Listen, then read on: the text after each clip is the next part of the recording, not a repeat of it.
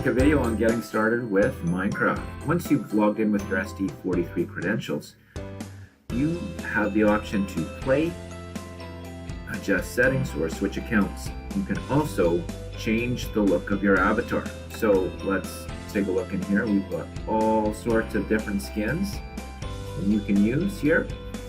So currently I'm using the astronaut skin. Well, perhaps I want to go with something more that resembles me, a bearded fellow. So you just choose that, confirm, and there you go. Then we're going to choose play. So here brings us to a new menu. So we can view the library, which has a bunch of pre-built worlds, or we can view our own worlds, or we can start by creating new, which I'm going to do here. Alright, so the first thing I'm going to do is give my world a name. So the survival game is where I'm actually having to survive, whereas creative lets me just build. So I have an unlimited inventory in creative, whereas in survival I have to mine the world to get new things. I start with nothing. So I'm going to choose creative for this one. If I'm in creative, it doesn't really matter how difficult the world is because I have an unlimited supply and I don't have anyone coming after me. So I can just leave that.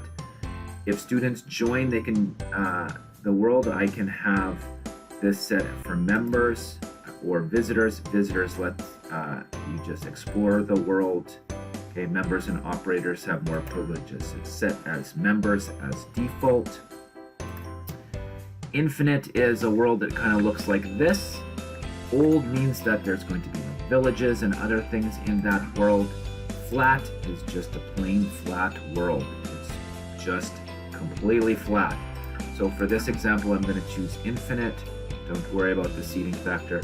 Now, to make it your Minecraft game run a little bit smoother, you can bring down the distance that you're able to see. So 6 chunks or 4, 8 chunks.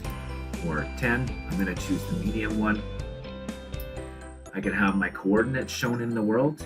I can choose to immediately respawn in the world if I happen to die.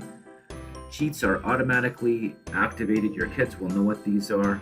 Code Builder is part of this, so if you want to teach coding, that's part of it. I can choose it to be always day. And I can also activate some classroom settings. So in classroom settings, I can make sure that there's perfect weather. I can take mobs off. So mobs are those creatures that will come after me, but they really don't do anything in a creative mode. Destructive items are things like dynamite. So that means that I can turn these off so that people can't, put my structure on fire or blow it up. Player damage. In a creative world, it doesn't really matter.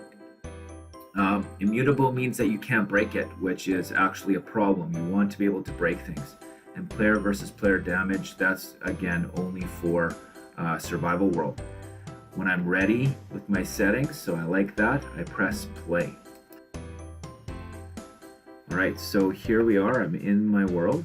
You see that I have spawned into a tree.